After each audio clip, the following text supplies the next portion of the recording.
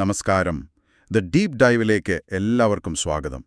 ഇന്ന് നമ്മൾ ശരിക്കും പറഞ്ഞാൽ ഒരു വെർച്വൽ യാത്ര പോകാൻ പോകുകയാണ്. നിങ്ങൾ തന്ന ചില കുറിപ്പുകളാണ് നമ്മുടെ കയ്യിലുള്ളത്. തിരുവനന്തപുരത്തെ പത്മനാഭസ്വാമി ക്ഷേത്രത്തിലെ ശ്രീകോവിലിനകത്തേക്കുള്ള ഒരു വഴികാട്ടി.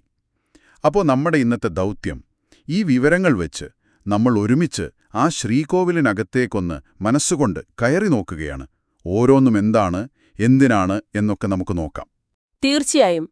എനിക്ക് ഈ കുറിപ്പുകൾ കിട്ടിയപ്പോൾ തോന്നിയൊരു കാര്യം, ഇതൊരു വെറുതെ സ്ഥലങ്ങൾ കാണാനുള്ളൊരു ലിസ്റ്റല്ല, മറിച്ച് ഭക്തന്റെ മനസ്സിനൊരു പ്രത്യേക രീതിയിൽ ഒരുക്കാൻ വേണ്ടി ഡിസൈൻ ചെയ്ത ഒരു സൈക്കോളജിക്കൽ മാപ്പ് പോലെയാണ്.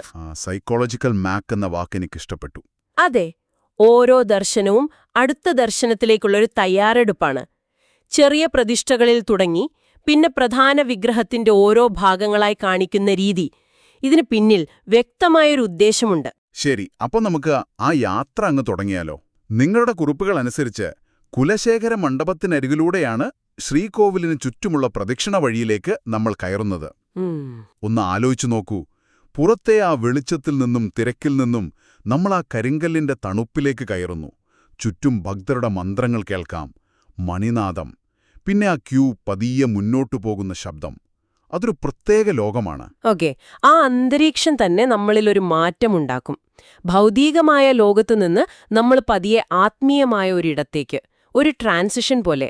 നിങ്ങളുടെ ഈ വിവരങ്ങൾ വെച്ച് നോക്കുമ്പോൾ ക്യൂവിൽ നിൽക്കുന്ന ആ സമയം വെറുതെ പാഴാക്കരുതെന്ന് പ്രത്യേകം പറയുന്നുണ്ട്. ആ കാത്തുനിൽപ്പ്, ചുറ്റുമുള്ള കൊത്തുപണികളും വാസ്തുവിദ്യയും കാണാനും നിശബ്ദമായി പ്രാർത്ഥിക്കാനും ഉപയോഗിക്കാനാണ് നിർദ്ദേശം. അതായത് ആ കാത്തിരിപ്പിനെ ഒരു അനുഭവമാക്കി മാറ്റാൻ ക്ഷേത്രം തന്നെ നമ്മളെ പ്രേരിപ്പിക്കുന്നു. അതൊരു വളരെ പ്രധാനപ്പെട്ട കാര്യമാണ്. ഇന്നത്തെ കാലത്ത് നമുക്കാർക്കും ഒരു 5 മിനിറ്റ് വെറുതെ നിൽക്കാൻ ക്ഷമയില്ല. ശരിയാണ്, ഉടനെ ഫോൺ എടുക്കും. അതെ, ശ്രദ്ധ മാറ്റാൻ എന്തെങ്കിലും ചെയ്യും. എന്നാൽ ഇവിടെ ക്ഷേത്രത്തിന്റെ ഘടന തന്നെ നമ്മളെ നിർബന്ധിക്കുകയാണ്. ക്ഷമയോടെ കാത്തുനിൽക്കാൻ, ചുറ്റും നിരീക്ഷിക്കാൻ, ഉള്ളിലേക്ക് നോക്കാൻ. പ്രധാന ദർശനത്തിന് മുൻപുള്ള ഒരു ധ്യാനം പോലെ. ആ ക്യൂവിൽ നമ്മൾ മുന്നോട്ടു പോകുമ്പോൾ 2 കാര്യങ്ങൾ ശ്രദ്ധിക്കാൻ നിങ്ങളുടെ ഗൈഡ് പറയുന്നുണ്ട്. ആദ്യത്തേത്, മുകളിലേക്കും ഇടത്തോട്ടും നോക്കിയാൽ കാണുന്ന നവഗ്രഹ മണ്ഡപം. ഓക്കെ. 9 ഗ്രഹങ്ങളെയും കൊത്തിവെച്ച ഒരു മേൽക്കൂര. ഭാഗ്യം വരാനായി അവരെ മനസ്സിൽ നമസ്കരിക്കണമെന്നും പറയുന്നു. ഇതൊരുവിധം എല്ലായിടത്തും കാണുന്ന ഒന്നാണല്ലോ. അതെ, പ്രപഞ്ചവുമായുള്ളൊരു ബന്ധം സ്ഥാപിക്കലാണ് അവിടെ നടക്കുന്നത്. പക്ഷേ അടുത്തതാണ് നിങ്ങളുടെ കുറിപ്പുകളിൽ എനിക്ക് ശരിക്കും കൗതുകം തോന്നിയൊരു ഭാഗം. പ്രധാന ശ്രീകോവിലിന് തൊട്ടുമുൻപായി തെക്കേടം എന്നൊരു ചെറിയ ശ്രീകോവിൽ. അവിടെയുള്ളത് ഉഗ്രമൂർത്തിയായ നരസിംഹസ്വാമിയാണ്. ഒന്ന് ആലോചിക്കണം, അനന്തശയനത്തിൽ ശാന്തനായി ഉറങ്ങുന്ന മഹാവിഷ്ണുവിനെ കാണാൻ പോകുന്നതിന് തൊട്ടുമുൻപ് നമ്മൾ കാണുന്നത് അദ്ദേഹത്തിന്റെ ഏറ്റവും രൗദ്രഭാവമായ നരസിംഹത്തെയാണ്. ഇതൊരു സിനിമയിലെ ട്വിസ്റ്റ് പോലെയില്ലേ? എന്തിനാണ് ഇങ്ങനെ ഒരു ക്രമം? വളരെ നല്ലൊരു ചോദ്യമാണത്. ഇതാണ് ഞാൻ നേരത്തെ പറഞ്ഞ ആ സൈക്കോളജിക്കൽ മാപ്പിംഗിന്റെ ഏറ്റവും നല്ല ഉദാഹരണം. എന്തുകൊണ്ട് ശാന്തതയ്ക്ക് മുൻപ് രൗദ്രത? അതെ, അതെന്താ? ഇതിന് പല വ്യാഖ്യാനങ്ങളുണ്ട്. ഒന്ന്, നമ്മുടെ ലൗകികമായ ഭയങ്ങളെയും പ്രശ്നങ്ങളെയും ഇല്ലാതാക്കാനുള്ള ശക്തിയുടെ പ്രതീകമാണ് നരസിംഹം. പത്മനാഭന്റെ ആ ശാന്തമായ രൂപം പൂർണ്ണമായി ഉൾക്കൊള്ളണമെങ്കിൽ ആദ്യം നമ്മുടെ ഉള്ളിലെ ഭയങ്ങളെയും ആശങ്കകളെയും ഇല്ലാതാക്കണം. അപ്പം നരസിംഹദർശനം അതിനുള്ളൊരു ഫിൽട്ടർ പോലെയാണ്. അപ്പോൾ ഇതൊരു ആചാരം എന്നതിലുപരി ഒരു സൈക്കോളജിക്കൽ റീസെറ്റ് ബട്ടൺ പോലെയാണല്ലേ? കൃത്യമായി പറഞ്ഞാൽ അത് തന്നെ. നമ്മുടെ നെഗറ്റീവ് എനർജിയെല്ലാം ആ ഉഗ്രമൂർത്തിയുടെ മുന്നിൽ സമർപ്പിച്ച് ശുദ്ധമായ മനസ്സോടെ പ്രധാന ദർശനത്തിന് തയ്യാറെടുക്കുക. അതെ, നമ്മുടെ ഉള്ളിലെ മൃഗവാസനകളെ, അക്രമത്തെ, ഭയത്തെ, അതിനെ ആദ്യം നേരിടുക. ആ ഉഗ്രരൂപത്തെ കണ്ടു തൊഴുമ്പോൾ നമ്മൾ പ്രതീകാത്മകമായി നമ്മുടെ ഉള്ളിലെ ആ വശങ്ങളെ അവിടെ സമർപ്പിക്കുകയാണ്. എന്നിട്ട് ശുദ്ധമായ, ശാന്തമായ ഒരവസ്ഥയിലാണ് നമ്മൾ പ്രപഞ്ചത്തിന്റെ നാഥനായ പത്മനാഭന്റെ അടുത്തേക്ക് പോകുന്നത്. ആ ഒരു ധൈര്യം സംഭരിച്ച് നമ്മൾ മുന്നോട്ടു പോകുമ്പോൾ മുന്നിലെത്തുന്നത് കാഴ്ചയിൽ വളരെ ലളിതമെന്ന് തോന്നുന്ന, എന്നാൽ വലിയൊരു ചരിത്രവും അർത്ഥവും പേറുന്ന ഒരിടമാണ്. ഒറ്റക്കൽ മണ്ഡപം. അതെ, പേരുപോലെ തന്നെ ഒറ്റക്കല്ലിൽ തീർത്ത ഒരു ഉയർന്ന പീഠം. ഏകദേശം 20 അടി ചതുരവും 2.5 അടി ഉയരവുമുള്ള ഒറ്റ ഗ്രാനൈറ്റ് കല്ല്. ശരിയാണ്, അതിന്റെ നിർമ്മാണം തന്നെ ഒരത്ഭുതമാണ്. പക്ഷേ അതിനേക്കാൾ വലുതാണ് അതിന്റെ പ്രതീകാത്മകമായ അർത്ഥം. അവിടെയാണ് നിങ്ങളുടെ കുറിപ്പുകളിലെ ഏറ്റവും രസകരമായ വിവരം വരുന്നത്. ഈ ഒറ്റക്കൽ മണ്ഡപത്തിൽ പ്രധാന പൂജകളും അഭിഷേകങ്ങളും ഒക്കെ നടക്കുമെങ്കിലും അതിൽ കയറി പൂർണ്ണമായി സാഷ്ടാംഗം പ്രണമിക്കാൻ തിരുവിതാംകൂർ രാജകുടുംബത്തിലെ ഭരണാധികാരികൾക്ക് മാത്രമേ അനുവാദമുള്ളൂ. അതെ, അവർക്ക് മാത്രം. സാധാരണ ഭക്തരതിൽ കയറാതെ ചുറ്റും പോകണം. എന്തുകൊണ്ടാണ് ഇങ്ങനെയൊരു നിയമം? ഇതൊരു നിയമം എന്നതിലുപരി അതൊരു ശക്തമായ രാഷ്ട്രീയ ആത്മീയ പ്രഖ്യാപനമാണ്. തിരുവിതാംകൂറിലെ രാജാക്കന്മാർ സ്വയം വിശേഷിപ്പിക്കുന്നത് പത്മനാഭദാസൻ എന്നാണ്. പത്മനാഭന്റെ ദാസൻ? അതെ, അതായത് അവർ പത്മനാഭന്റെ ദാസന്മാർ മാത്രം. യഥാർത്ഥ ഭരണാധികാരി ഭഗവാൻ പത്മനാഭനാണ്. തങ്ങളുടെ രാജ്യം മുഴുവൻ അവർ ഭഗവാന് സമർപ്പിച്ചു. അതാണ് തൃപ്പടിദാനം. ആ സമർപ്പണത്തിന്റെ സ്ഥിരമായ ഒരു ഓർമ്മപ്പെടുത്തലാണ് ഒറ്റക്കൽ മണ്ഡപത്തിലെ ഈ ആചാരം. അതായത് രാജാവ് ആ കല്ലിൽ സാഷ്ടാംഗം പ്രണമിക്കുമ്പോ അത് അദ്ദേഹം മാത്രമല്ല, രാജ്യം മുഴുവനുമാണ് ഭഗവാന് മുന്നിൽ നമിക്കുന്നതെന്നാണോ? അതെ, അതാണ് അതിന്റെ അർത്ഥം. രാജാവിന്റെ അധികാരം ദൈവത്തിൽ നിന്ന് ലഭിക്കുന്നതാണെന്നും ആ അധികാരം പൂർണ്ണമായി ദൈവത്തിനു മുന്നിൽ സമർപ്പിക്കപ്പെട്ടതാണെന്നും അത് വ്യക്തമാക്കുന്നു.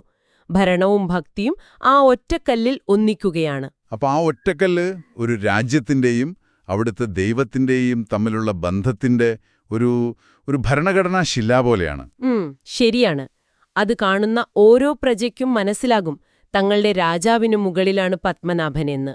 അപ്പോൾ നമ്മൾ അതിന് ചുറ്റും പോകുമ്പോൾ കാണുന്നത് വെറുമൊരു കല്ല് മാത്രമല്ല, ആ ഒരു ചിന്തയോടെയാണ് നമ്മൾ മുന്നോട്ട് പോകേണ്ടത്.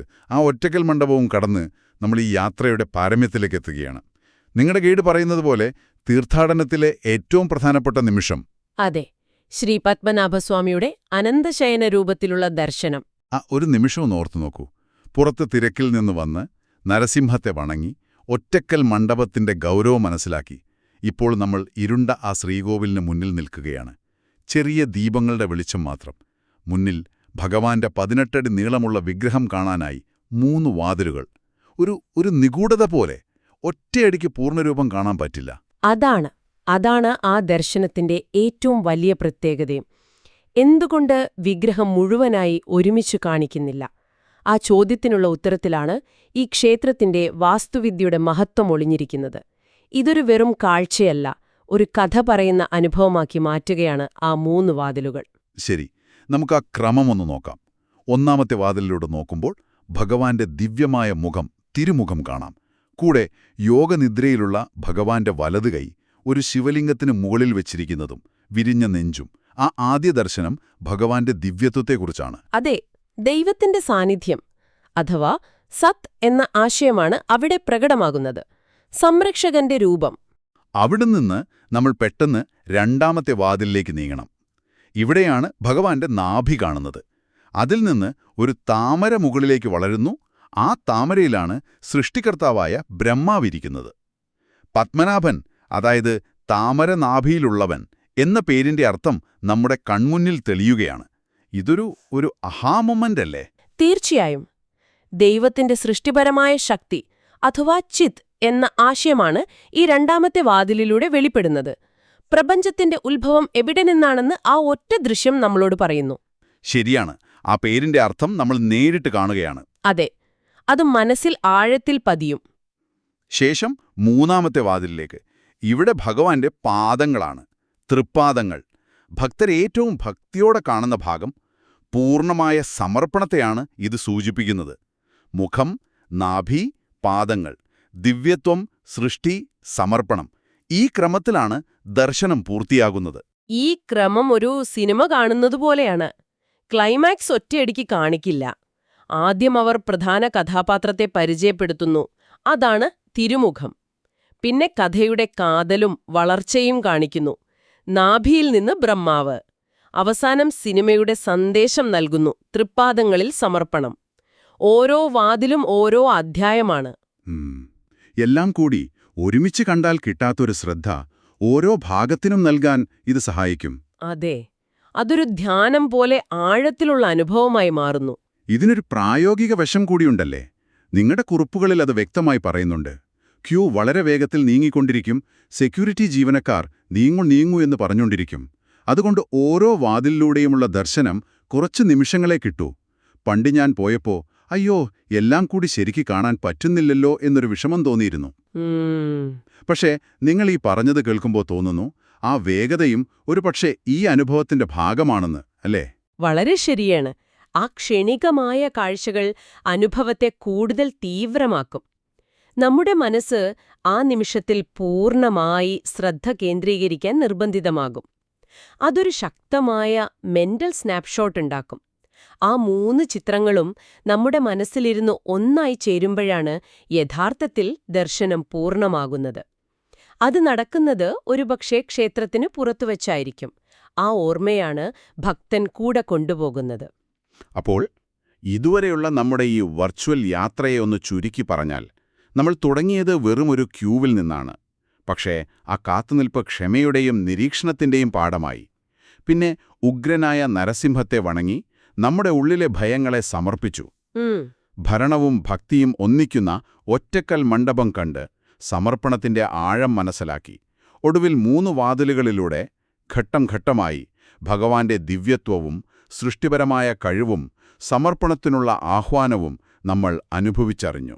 അതേ, ഇത് വെറുമൊരു വിഗ്രഹം കാണലല്ലെന്നിപ്പോൾ വ്യക്തമായില്ലേ? ക്ഷേത്രത്തിന്റെ ഉൾവശം ഒരു കഥ പറയുകയാണ്. ആ കഥ തുടങ്ങുന്നത് സംരക്ഷണത്തിൽ നിന്നും ധൈര്യം സംഭരിക്കുന്നതിൽ നിന്നുമാണ്. പിന്നീടത് സമർപ്പണത്തിന്റെ അധികാരത്തിലേക്ക് നീങ്ങുന്നു. ഒടുവിൽ ദൈവത്വത്തിന്റെ വിവിധ ഭാവങ്ങൾ വെളിപ്പെടുത്തി തരുന്നു. ഇതൊരു പൂർണ്ണമായ ആഴത്തിലുള്ള ആത്മീയ അനുഭവമാണ്. വളരെ ശ്രദ്ധയോടെ രൂപകൽപ്പന ചെയ്ത ഒന്ന്. ഈ ചർച്ച അവസാനിപ്പിക്കുന്നതിന് മുൻപ് നിങ്ങളുടെ കുറിപ്പുകളിലെ ഒരു ചെറിയ പോയിന്റ് എനിക്ക് ഒന്നുകൂടി എടുത്തിടണം. അത് കൂടുതൽ വിശദീകരിച്ചിട്ടില്ല, പക്ഷേ എനിക്കത് വളരെ പ്രധാനപ്പെട്ടതായി തോന്നി. ആ 1ാമത്തെ വാതിലിലൂടെ നോക്കുമ്പോൾ ഭഗവാന്റെ വലതുകൈ ഒരു ശിവലിംഗത്തിന്റെ മുകളിലാണ് വെച്ചിരിക്കുന്നതെന്ന് പറയുന്നു. അതെ, ഇത് നമ്മൾ അത്ര ശ്രദ്ധിക്കാതെ പോകുന്ന ഒരു കാര്യമായിരിക്കാം. ശരിയാണ്. വഴികാട്ടി അതൊരു വസ്തുതയായിട്ട് പറഞ്ഞു പോകുന്നേയുള്ളൂ. പക്ഷെ അതിന്റെ അർത്ഥം എന്തായിരിക്കും? സാധാരണയായി ഹിന്ദുമതത്തിൽ വൈഷ്ണവ ശൈവ ഭേദങ്ങളെക്കുറിച്ചും ചിലപ്പോൾ മത്സരങ്ങളെക്കുറിച്ചുമൊക്കെ നമ്മൾ ചരിത്രത്തിൽ കേൾക്കാറുണ്ട്. പക്ഷേ ഇവിടെ ഈ മഹാക്ഷേത്രത്തിന്റെ ഏറ്റവും പ്രധാനപ്പെട്ട ദർശനത്തിന്റെ ആദ്യ ഫ്രെയിമിൽ തന്നെ മഹാവിഷ്ണുവിനെയും ശിവനെയും ഒന്നിച്ചാണ് കാണിക്കുന്നത്. അതും വിഷ്ണുവിന്റെ സംരക്ഷണയിലിരിക്കുന്ന ശിവനെന്ന രീതിയിൽ. അതെ. അപ്പോ ഇതിനെ എങ്ങനെയാണ് നമ്മൾ വ്യാഖ്യാനിക്കേണ്ടത്? അതാണ് നിങ്ങൾക്കും ചിന്തിക്കാനുള്ള ചോദ്യം.